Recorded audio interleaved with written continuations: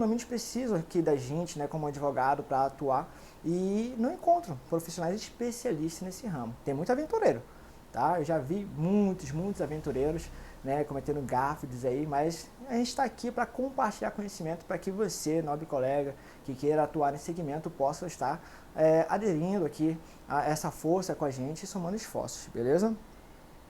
Quero aqui mandar um abraço para todos que estão no Instagram, estou aqui com meu celular para responder as perguntas e dúvidas de vocês, tá bom?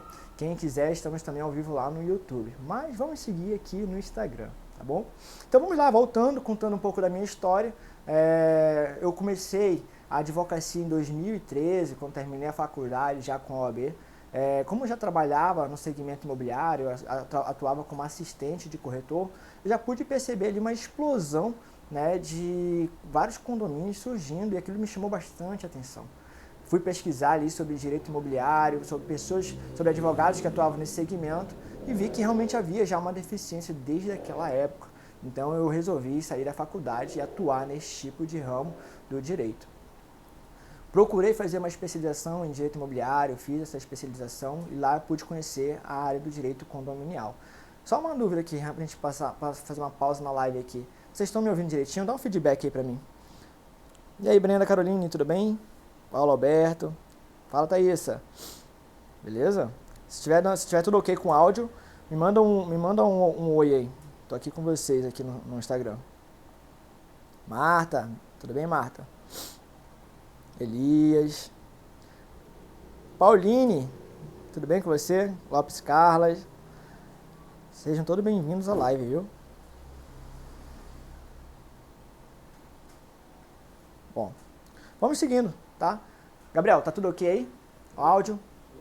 Perfeito. Então vamos seguindo. Então, é isso, senti a dificuldade, verifiquei, na verdade, a necessidade no mercado, quando eu era assistente de corretor, onde havia vários empreendimentos sendo lançados, né, e não havia um advogado ali especialista nesse ramo, né, principalmente atuando no direito condominial. Então, em 2014, eu comecei a entrar realmente neste mercado aí, e busquei estudar bastante. E eu quero te adiantar o seguinte, eu quero te compartilhar esse conhecimento para que você aí que queira entrar neste ramo não cometa os mesmos erros que eu cometi lá atrás. Existe o jeito certo e o jeito errado. O jeito certo é ouvir as dicas que eu tenho aqui para você hoje, que lá na frente eu vou falar para vocês quais são as objeções, quais são as vantagens. E o jeito errado que é você aí realmente meter a cara, aventurar, né, e perder bastante tempo para conseguir realmente a expertise que eu quero compartilhar com vocês na noite de hoje, tá bom? A vantagem desse mercado é que ele é promissor, precisa urgentemente da gente, viu, colega advogado? Precisa urgentemente da gente, porque tem muita demanda e um só advogado, ou poucos advogados não estão conseguindo atender esta demanda.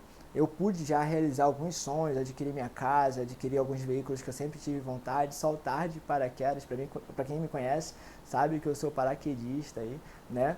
Mas isso tudo é proporcional, isso tudo provém, né, do trabalho com condomínios. Então, se eu consigo atingir esses meus objetivos, com certeza você também irá atingir esses objetivos, né? Então vamos lá, continuando aqui um pouco da minha história, né? Depois que eu entrei no mercado condominial, eu pude realmente perceber que não é um mercado para qualquer um, tá? Não é um mercado para qualquer um. E a pessoa precisa, o advogado precisa entender muito bem sobre esse tipo de mercado, sobre o que acontece na vida condominial. Para quem não sabe, o condomínio não surgiu de agora, viu? Isso já vinha muito tempo, desde a era medieval, o ser humano já gostava de viver em formato de condomínios, tá? E isso foi evoluindo. No Brasil, a primeira lei que veio regulamentar essa possibilidade de condomínio foi em 1928, onde foi publicado um decreto que permitia a venda parcial ali dos edifícios com mais de 5 andares, né? E aí, logicamente, se vem uma lei regulamentando, a credibilidade nesse tipo de empreendimento cresce, e aí a população começa a comprar e, logicamente, quem produz começa a produzir mais. E aí, com o boom, né, a gente teve a primeira lei voltada só para incorporação em condomínio em 1964, que, para quem não conhece, é a Lei 4.591 de 64. Tá? Essa lei ela realmente já veio para regulamentar a vida condominial, mas ela não regulamenta de forma muito específica porque o legislador optou por deixar que muitos das decisões fosse tomada pelos próprios proprietários das unidades autônomas, tá? Então, assim, ele traz uma regra geral, mas algumas regras específicas vão ser deliberadas em assembleia lá dentro do condomínio. Lógico que a gente sempre vai ter a hierarquia das normas, a gente vai ter a Constituição Federal, o Código Civil, né? Depois vem ali a Lei de Condomínios, 4.591, que não foi revogada expressamente pelo Código Civil. Lembrando, o Código Civil ele veio em 2002, trouxe também as regras de condomínio, você pode encontrar a partir do artigo 1331 lá, mas ele não revogou expressamente todos os artigos lá da Lei de Condomínios, que é a 4.591 de 64, tá? Então, assim, as duas leis estão válidas. Depois disso, a gente tem a Convenção do Condomínio, que é o Estatuto Maior, que é o que institui o condomínio, cria o condomínio, tá? E aí tem que seguir aquela convenção, que ela não pode afrontar as normas, né, infraconstitucionais e a constitucional. Depois a gente tem o regulamento interno e as decisões de assembleia.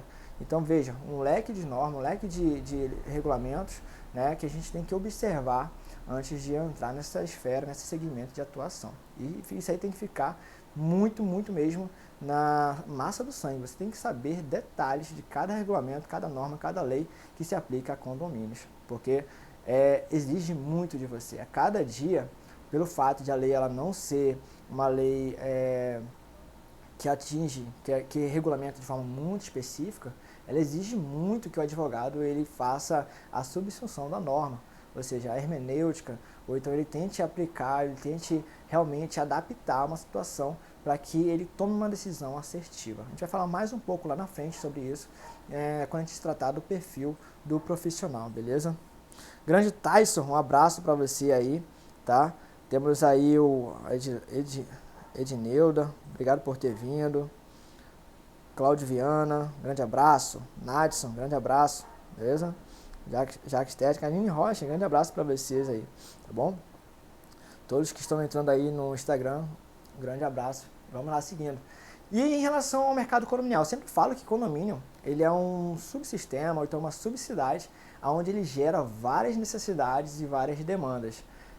Só para você ter noção, um condomínio simples, ele já tem as suas vias, rodovias, né, onde tem o tráfego dos carros, estacionamento, tem a questão do sistema de abastecimento, tem a questão dos elevadores, tem a questão da manutenção da bomba de água, tem a portaria, a segurança. Então, ou seja, ele demanda bastante serviços para que ele consiga movimentar o mercado. Só para vocês terem noção, segundo a pesquisa da Associação Brasileira de Síndicos e Síndicos Profissionais, o mercado ele chegou a movimentar no passado mais de 150 bilhões de reais. Cada condomínio movimenta muito dinheiro.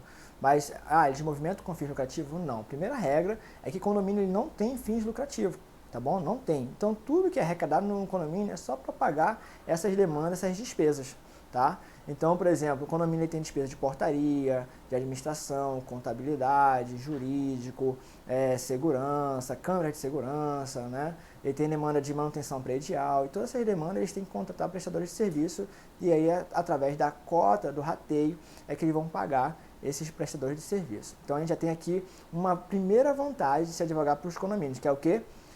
É um mercado que não tem crise. Por quê? O condomínio ele é obrigado a pagar a taxa de condomínio independente da situação econômica que esteja. A gente viveu agora há pouco a pandemia provocada pela Covid-19. Muitos condomínios, alguns condôminos, moradores, eles estavam querendo isentar essa taxa por um tempo, mas não pode. Por quê? O condomínio tem que honrar com as despesas dele mensalmente. E o condomínio ele tem que pagar. E se ele não pagar, o síndico tem por obrigação executar esses débitos. E quem é que vai executar? Nós, nobre colega advogado.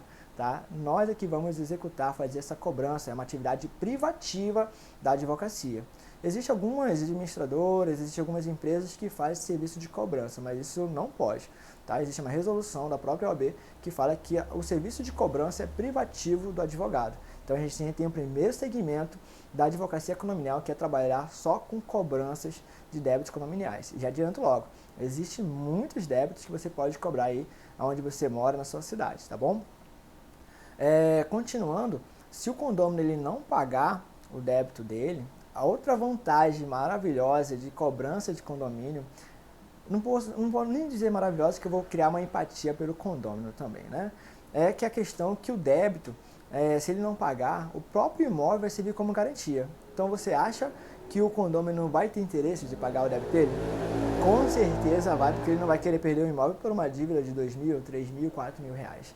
Então você consegue ter uma rentabilidade, um retorno desse investimento de promover as ações de cobrança um pouco mais rápida do que você promover uma ação de cobrança contra um credor normal, contra um credor quirografário, né? Porque você não tem uma garantia. Então, o devedor, nesse outro tipo de cobrança, de débito, de execução, ele vai te enrolar o máximo possível, vai se esconder, né? Não vai querer ser encontrado. Então, quando é encontrado, fala que não tem bem, você fazer assim, jus, não tem nem bem, o processo de execução acaba sendo arquivado. Já na vida condominial, não. Se você cobrar, você vai passar pelo... vai dar, primeiro que a inovação do Código de Processo Civil de 2015 já garantiu, né, o débito condominial como um título executivo extrajudicial. Então, antigamente, você tinha que entrar com uma ação de conhecimento para constituir aquele débito, transformar ele em um título executivo, para começar, então, a execução. Depois do CPC 2015, isso mudou. O débito de condomínio já virou aí um título executivo extrajudicial que você já pode estar executando direto, onde o juiz já vai determinar que o devedor pague em 3 dias, sob pena já de começar as penhoras nas contas bancárias, né? Depois vem os veículos, e terceiro é o imóvel. Né? Então, o condomínio ele tem poucas alternativas e tempo para ele tentar ludibriar aí o condomínio. E a ideia da questão da obrigatoriedade dessa cobrança do condomínio é que ele tem que realmente contribuir sob pena de enriquecimento ilícito. Né? Ou seja, vários condôminos contribuem e não contribuem, então está enriquecendo às custas de outros, isso não pode acontecer. E uma penalidade que a lei prevê é justamente esse, perder o imóvel. Se ele não está preparado para morar em condomínio e contribuir com a coletividade, ele também não pode viver ali às custas das outras pessoas. Por isso que a legislação entende que o imóvel pode sim ser penhorado em relação às cotas condominiais. Tá? Então, essa é uma grande vantagem de você executar ou fazer cobrança de débitos condominiais. É um mercado bom, é um mercado promissor, e você pode estar atuando nessa parte de cobranças. Né? A segunda opção é a questão da consultoria. Você pode estar prestando consultoria para síndicos, né? Ou então para os condomínios. Eu até brinco que o jurídico ele é o freio do síndico. Lembra que eu falei que o condomínio ele parece uma cidadezinha? Né? Parece não, ele é uma cidadezinha, porque ele tem sua via de transporte, né? Tem as suas manutenções que tem que ser feitas, e detalhe, tudo com o dinheiro da coletividade, o que para mim se torna um dinheiro público. E se é um dinheiro público, tem que ser administrado por um gestor, e ele só tem que fazer os gastos de acordo com o que foi aprovado na previsão orçamentária. O gestor, que na verdade na vida condominial é o síndico, ele não pode pegar o dinheiro que a coletividade pagou ali com as cotas das despesas e gastar como ele bem entender. Não, é tudo bem planejado. Eu até brinco e até falo para os síndicos pelo qual eu assessoro que ele tem que se enquadrar, então tem que se identificar como um perfil de um prefeito. As atividades, os atos dele é totalmente vinculado. Lógico, ele tem um poder discricionário ali previsto na convenção. Mas tudo que ele for fazer, ele tem que seguir ali o princípio da administração pública. Se você lembra, é o LIMP, né? Que é a legalidade. Ele tem que fazer tudo que determina a convenção e as normas condominiais. Né? Temos aí também a questão da impessoalidade. Ele tem que tratar os condôminos de forma pessoal. Ele não pode criar uma rixa com o condômino, ele não pode ficar perseguindo o condômino. Ele tem que se tratar de forma impessoal. Tá? Temos a questão da moralidade, que isso pega um pouco na vida condominial. O síndico tem que saber distinguir, ele tem que trabalhar de forma ética.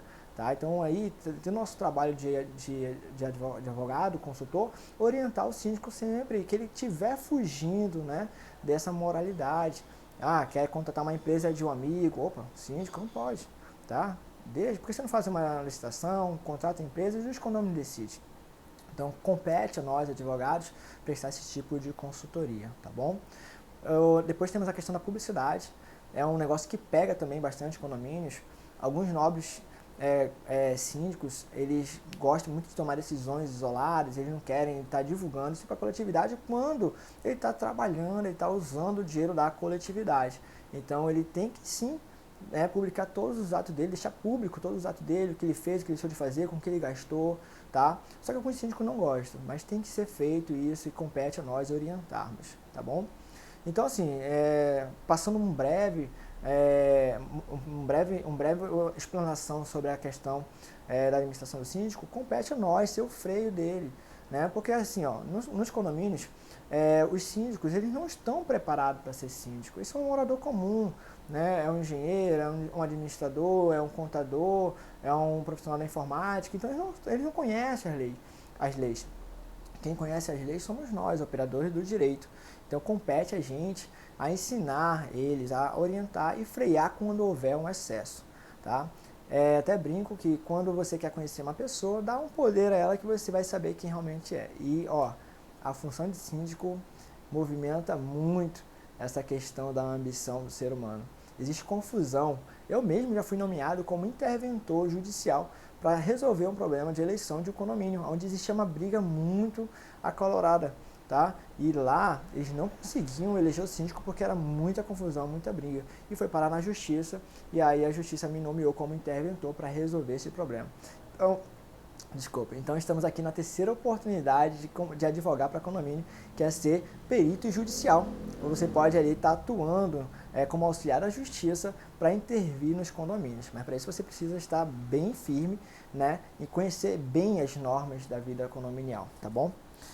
Grande Jéssica Andrade, Edinaldo, grande Ed, Fê Silva, Thiago Jonatas, meu amigo, grande abraço, Rayane, tá? Vamos seguindo, beleza? Então a gente estava falando aqui, né, que você pode estar atuando como auxiliar da justiça. Isso é bem interessante, porque os honorários é você que fixa o honorário para que o condomínio, então as partes que estão te ligando, te contrate, tá bom?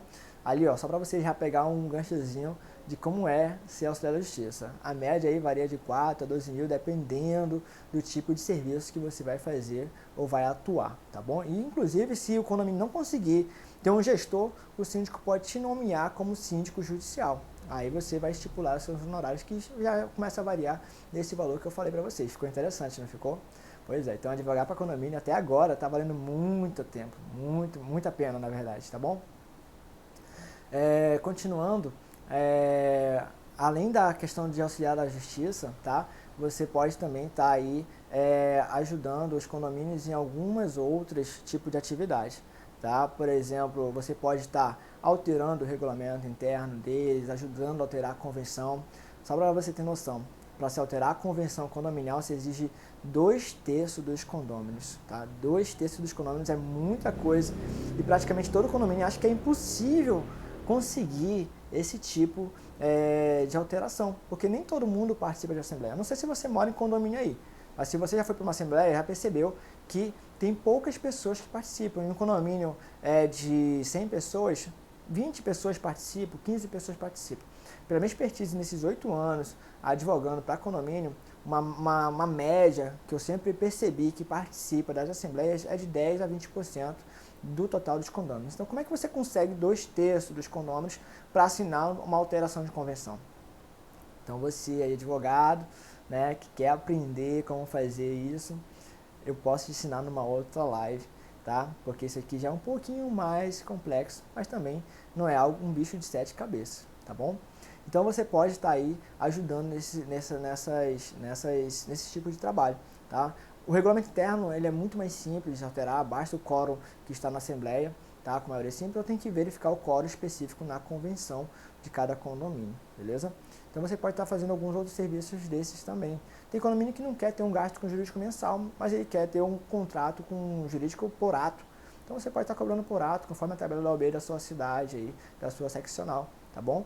Ou então o valor que você entender justo e saber precificar o seu trabalho, né? Não pode ser um preço vil, porque senão, além de você estar prejudicando os outros colegas, né, você também está cometendo uma infração no nosso código de ética. Então é da tabela para cima ali, beleza? Vamos lá, eu quero mostrar para vocês aqui agora qual é o perfil do advogado que trabalha na área condominial, tá? Primeira coisa, o perfil do advogado que trabalha na área condominial, ele tem que ser muito, mas muito paciente, tá? Muito paciente. Por quê? Ele vai receber algumas ligações e essas ligações que ele vai receber, tanto de morador quanto de síndico, em tese sempre são de urgência. Sempre é para ontem, sempre é algum problema para apagar um fogo, tá? Então ele tem que ter uma paciência para ele pensar com calma e tomar as decisões dele mais assertivas. Por quê? porque se ele tomar uma decisão precipitada, ele pode prejudicar o condomínio, principalmente o gestor. Lembra, o síndico ele quer a segurança jurídica e compete a você proporcionar isso aí para ele, tá? Então você tem que ter calma, pensar e já ter estudado muito sobre as leis, estar vasculhando a jurisprudência para você realmente tomar uma decisão correta, beleza? Então, o primeiro perfil de um advogado condominial é ser paciente. Segundo, voltando para a paciência, né, ele tem que ter um perfil ali de criar uma empatia, tá? Com o síndico e com o condomínio para ele se colocar um pouco no lugar. Ele não pode ser também ele não pode ser também muito duro, né, com a questão das orientações, tá? Por quê? Porque, como eu já disse, a legislação ela não é 100% específica para a vida condominial, ela deixa muito aberto, é o que a gente chama de cláusulas jurídicas abertas, né? Então você tem que ter uma maleabilidade para interpretar a norma e conseguir aplicar de forma assertiva. Eu falo que você tem que ter o pensamento fora da caixa. Você não pode ficar preso extremamente às normas. Lógico, as normas têm que ser cumpridas, né? Mas e quando tem uma situação que não está prevista na lei? Como é que você faz? Quer ver um exemplo? Por exemplo, o artigo 1345 fala que um condômino só pode participar de uma assembleia se ele estiver quite com suas obrigações. E ele fala participar e votar. Ou seja, se o condômino, o morador está devendo e vai lá na porta da assembleia querer participar, ele não pode, porque é texto claro de lei. Não tem que se questionar. Agora só, essa dúvida. E o inadimplente, ele pode assinar a lista de convocação da assembleia? Tá vendo? A lei não fala nada sobre isso. É uma lacuna. As jurisprudências já começaram a se posicionar no sentido que sim, o inadimplente ele pode convocar, ele não pode participar e votar. Tá vendo como é que é um pouco complexo a vida condominial? Agora imagina casos que não tem jurisprudência. Compete a você, né, operador do direito, a fazer essa substituição da norma e aplicar de forma correta. Tá? Lembrando, se você puder ao máximo socorrer ao judiciário para que um juiz, né, tome uma decisão, é vantajoso, porque você vai conseguir jurisprudência para todo o Brasil e para os seus nobres colegas que precisam de entendimentos judiciais para aplicar a cada caso. Eu, particularmente, quando tem uma situação nova, eu gosto de levar isso para a justiça, para que a gente possa conseguir ter uma jurisprudência favorável nesse sentido, tá bom? Então vamos lá, alguém tem dúvidas? Grande Dona Jo, um abraço para você, Gabi Tavares, Aguiar Socorro, lá do Ilhas Gregas, né? Grande abraço para vocês, viu? Vamos lá, continuando, tá? Um outro perfil do advogado condominial, né? É ele realmente ter um pulso firme, tá? A gente viu paciência, pensar fora da caixa, ele tem que ter um pulso firme. Por que ele tem que ter um pulso firme? Algumas vezes a situação vai ficar tão calorosa, principalmente nas assembleias, que o advogado tem que ir lá e se impor, e principalmente com autoridade, mostrar que realmente entende das normas condominiais, porque se ele não fizer isso, um caos é gerado nas assembleias, ou então até mesmo na relação de síndico e morador. Então ele tem que ser pulso firme para aplicar as leis. Voltamos ao exemplo do inadimplente, né, que queira participar de uma assembleia, que a gente já sabe que a lei proíbe o inadimplente participar da assembleia. Então o que a gente faz? A gente tem que ir lá, ter pulso firme e falar, olha, infelizmente você não pode participar, vou processar, é constrangimento, estou aqui querendo entrar numa assembleia e mesmo assim vocês não autorizam, isso é um constrangimento. A lei já é clara, não pode, não pode. Então você não entra hoje aqui na assembleia, ok? Se você quiser processar, é um direito seu, mas hoje você não entra na assembleia.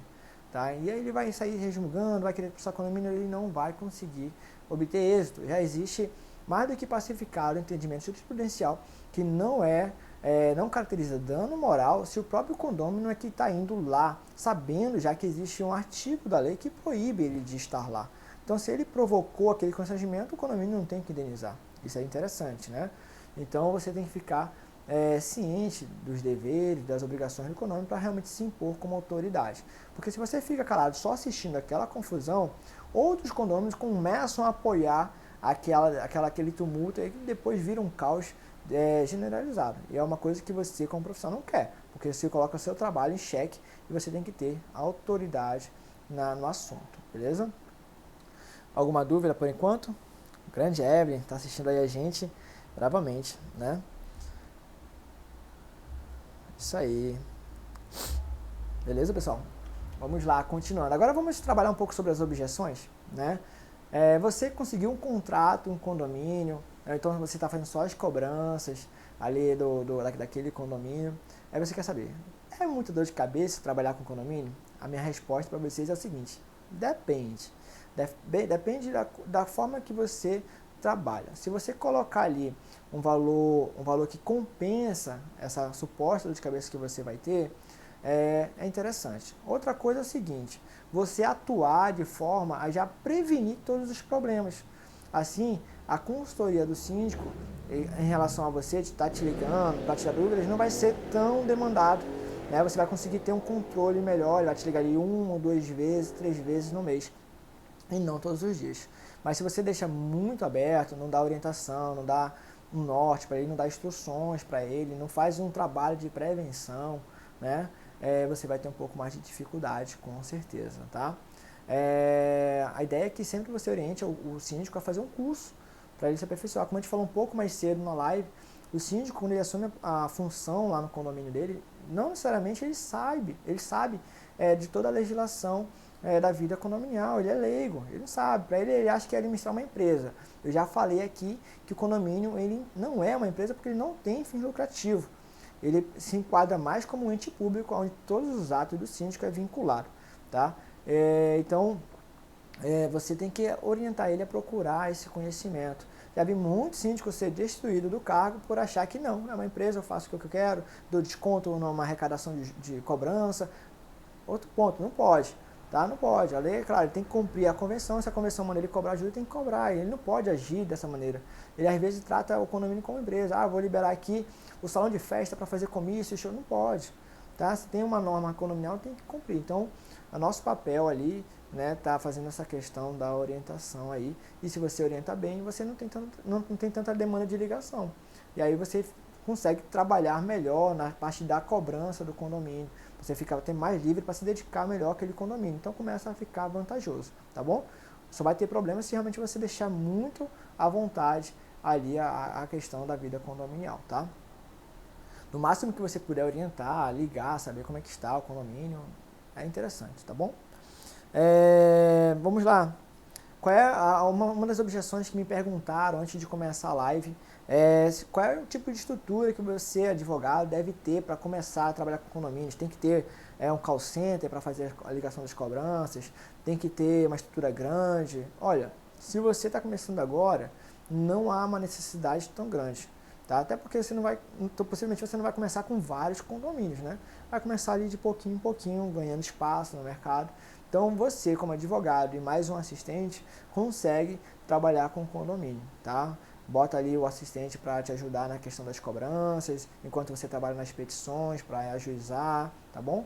E aí você consegue atender. Mas para quem tem um escritório maior e quer abrir um novo setor no seu escritório, no setor de condomínios, você já pode contratar, e tem sistema de call center, que é bem interessante, que já faz as ligações automáticas, né? Você pode já estar contratando pessoas para ficar ligando, fazendo as cobranças extrajudiciais e advogados para começar a ingressar com as ações. Eu falo que para quem quer já atuar nessa parte só de cobrança, sem prestar consultoria, né, você faz um investimento a longo prazo que, como eu já falei, é interessante porque se o condomínio não pagar o débito, o próprio imóvel já serve como garantia. Então é interessante tu investir nesse início com o ajuizamento das ações de cobrança, que lá na frente você vai ter um retorno, tá? E é certo, porque se o condomínio não pagar o imóvel, ele é penhorado. Então vale a pena esse tipo de investimento. Mas para isso você tem que ter realmente um capital de giro, porque não é no início que você vai receber. Tá? Vai demorar alguns meses ali, como a gente já sabe, da demanda da nossa justiça, tá bom? Então, para quem quer começar, a estrutura é essa. Qualquer advogado, qualquer interessado em começar a trabalhar para advocacia condominial, tudo vai depender do seu porte, tá? Você pode começar pequeno, como grande também, tá bom? Sem problema nenhum. Grande Marcelo, um abraço para você aí, beleza? E agora, como é que está o mercado atualmente? Uma outra pergunta que me fizeram também. Pessoal, o mercado atualmente ele está ótimo. Tá? Existe muito condomínio, eu falei no início da live, que o mercado precisa urgentemente de advogados especialistas em direito condominial. Existem poucos advogados. Inclusive, na semana que vem, a nossa próxima live já vai ser com o nosso nobre colega, Dr. Ivens. Tá? Ele é dono também de uma banca de um escritório especializado somente em direito condominial. E a gente vai debater muito sobre essa questão do mercado, como é que está o mercado, como é que é para o advogado iniciar. Já falo, se você aí é advogado e não quer atuar diretamente sozinho, né, na questão de assessorar os condomínios, fazer as cobranças, os nossos escritórios precisam de vocês. Tá? Eu, particularmente, preciso de nobres colegas que entendem de direito condominial para dar um suporte para a gente. Outros colegas também precisam. E é uma deficiência no mercado. Então, a gente precisa de vocês. O mercado precisa urgentemente. Se não é o condomínio, nós precisamos de você. Tá? Então, é interessante. É um leque, é uma oportunidade que tem que pouca gente olha. Todo mundo sai da faculdade querendo advogar para o direito penal, criminal, penal, trabalhista, civil, tributário, né, constitucional, eleitoral, mas poucos advogados lembram que existem os condomínios. Né? Os condomínios estão ali, precisam do nosso suporte jurídico, tá? Eles precisam da gente. E o escritório também precisa de você. Todo condomínio ele gera uma necessidade direta e indireta. Tá bom? Assim também como os administradores, né, os contadores, que a gente vai também tratar numa próxima live aí sobre essa outra oportunidade que se tem para trabalhar com condomínio, tá? Mas o fato é que o mercado ele é promissor, ele é bom e a gente precisa de vocês, precisa realmente de vocês, beleza? Vamos ver aqui outras perguntas, tá?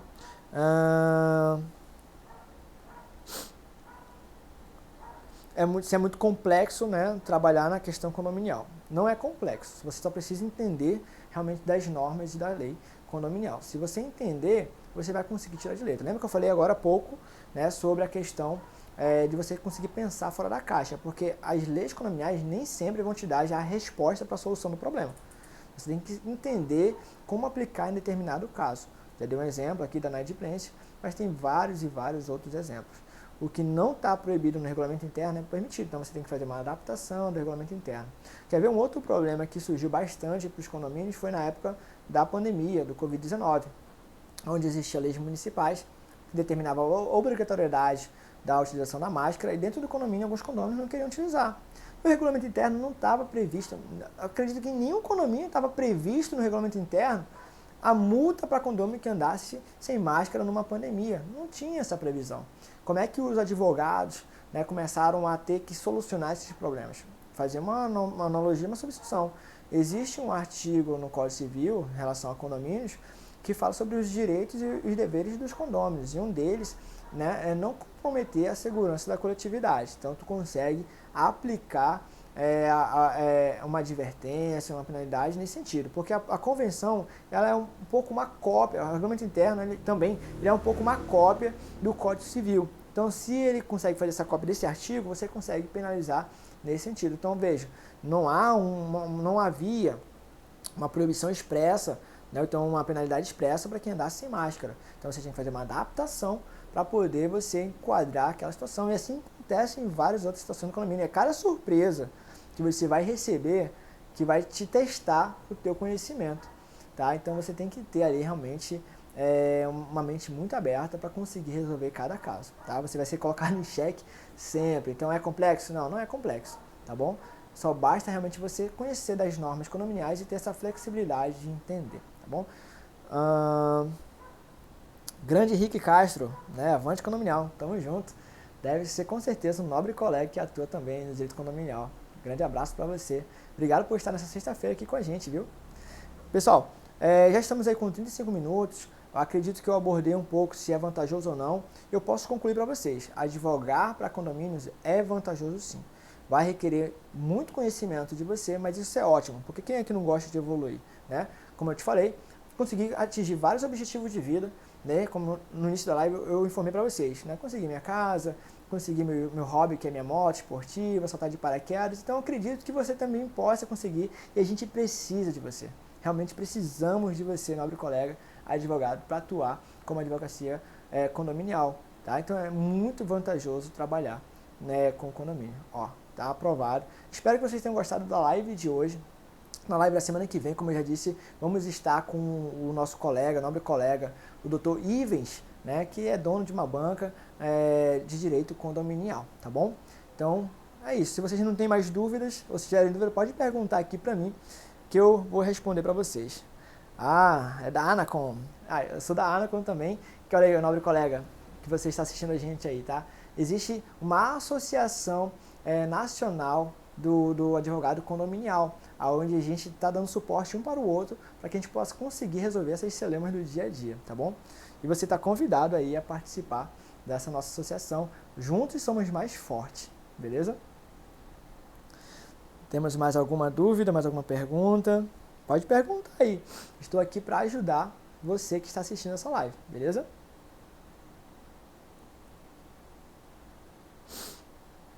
Então aqui no Instagram não tem. Gabriel, no YouTube temos alguém aí com dúvida? Não? Grande Cadu, grande abraço para você. Zero? Então, pessoal, a gente encerra a nossa live de hoje, sexta-feira. Vamos curtir, vamos se divertir, né? Acho que já deu para vocês terem uma noção do que é advogar para condomínio. Na semana que vem, se você não me segue ainda, siga aqui o nosso Instagram, o nosso YouTube, tá? Que é wdanielimob, nosso Facebook também é wdaniel.imob, para que você possa ficar por dentro das próximas lives. Na semana que vem, iremos tratar só sobre o mercado condominial com o Dr. Ivens, beleza? E depois vou passar o tema para vocês de outras lives também. Uma boa noite e obrigado por nos acompanhar.